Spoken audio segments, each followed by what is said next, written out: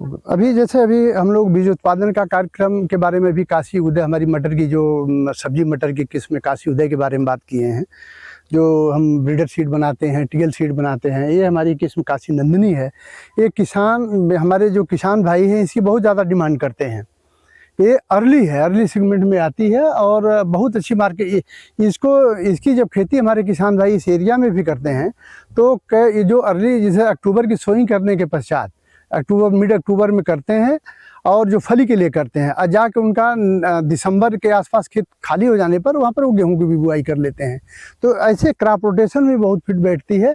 और अर्ली जितने किस्मी अगेती किस्म होती है जो पहले आती है मार्केट में, जनरली सामान्य तौर पर मीठी नहीं होती हैं, लेकिन इसकी खासियत ये है, जैसे आप अरकेल का टेस्ट लिए होंगे, उसमें स्वीटनेस होती है, या आज़ाद 3 के नाम सुने, उसी तरह से इस किस्म में भी हमारी जो काशी उदय है और इसमें सब में मिठास, जो स्वीटनेस होती है, इसीलिए जो इनका सीड होता है, आप जो दलहनी फसल होती है, दलहन जो दाल के लिए यूज करते हैं, जो फील्ड मटर है, उसका देखे होंगे कि मटर एकदम सीड उसका गोल होता है, लेकिन इसका सीड जो होता है रिंकल टाइप का, पिचका होता है।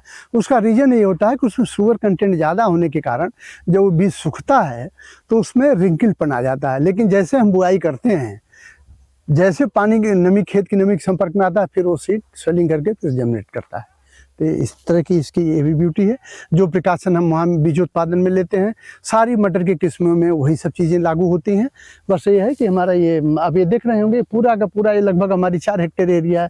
2 हेक्टेयर इधर है, 2 हेक्टेयर उस एरिया में हमारा इसमें ब्रीडर सीड प्रोडक्शन का प्रोग्राम है। इसके बाद हम टीएल सीड भी इसका बनाएंगे। तो और प्रिकॉशन जो हमने वहाँ पर लिया है, जो इसके जो प्रिंसिपल हैं, वो सारा प्रिकॉशन इसमें से लेंगे। फील्ड का चाहे चुनाव हो, खेत का चुनाव हो, चाहे उसमें पृथक्करण दूरी जो होती है, आइसोलेशन डिस्टेंस है, एक वैरायटी से एक किस्म से दूसरे किस्म के बीच क्या रखनी चाहिए। और जो मेन जो सबसे बड़ा कारण है, वो सबसे बड़ा है रोगिंग। अगर आपकी नंबर 1 की हाई क्लास की 3 राउंड आप मिनिमम रोगिंग अच्छे से कर दिए, तो ये समझ लीजिए कि आप क्वालिटी सीड बहुत अच्छे, क्योंकि इनकी जब आप रोगिंग नहीं करेंगे, आप टाइप के पौधों की मिक्सिंग संख्या बढ़ती जाएगी, तो जेनेटिक प्योरिटी उस किस्म की घटती चली जाती है। और कई बार ऐसा हुआ कि जैसे ब्रीडर रिटायर हो गए, जो इनकी नेक्स्ट बॉडी आई, दूसरे कामों में अपनी वैरायटी का फोकस ज़्यादा किए, नहीं दिए, तो ऐसी किस्में ख़राब भी हो गई हैं। आज़ाद फित्री किसी टाइम में रिलीज थी, कंट्री में बहुत डिमांड थी, आज उनके पास ही इतनी सीड नहीं है। हमारी जो काशी अगेती है, एकदम उसका रिप्लेसमेंट आ गई है, उसकी जगह बदल दी है, एकदम बिल्कुल उसकी जगह एरिया सब कवर करती जा रही है। ये सब चीज़ें हैं।